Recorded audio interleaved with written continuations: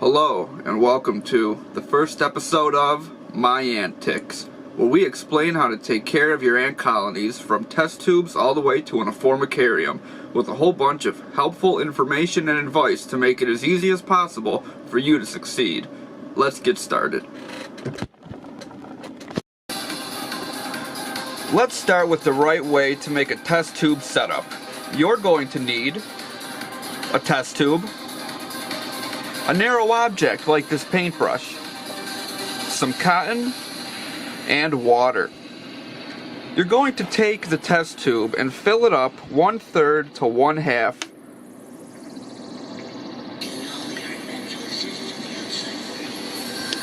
Then you take the cotton and you push it into the top of the test tube.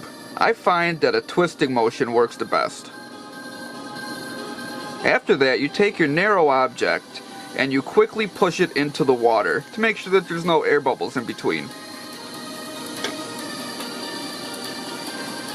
After that, you can give it a round pat to make sure that it's even, and then you push the center into the water completely.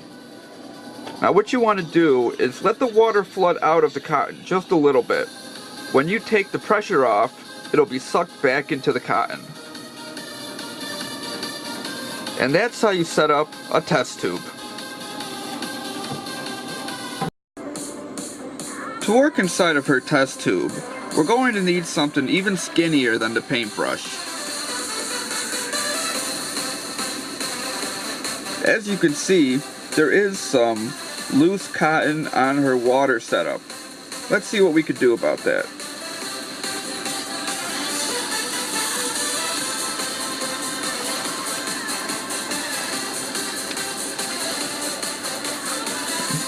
Try to be careful that you don't interrupt the queen.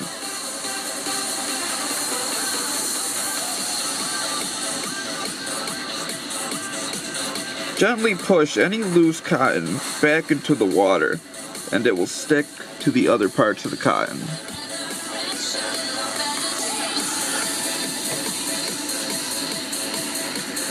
Now watch closely. As I push on the middle of the cotton, there will be a tiny bit of water that comes out of it.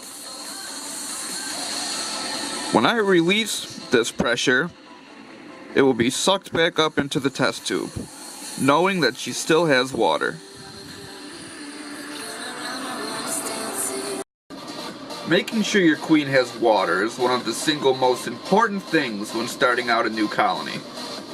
We learned how to make a test tube and how to make sure that your queen always has water. That'll wrap up today's video. I hope you enjoyed. Have a wonderful day.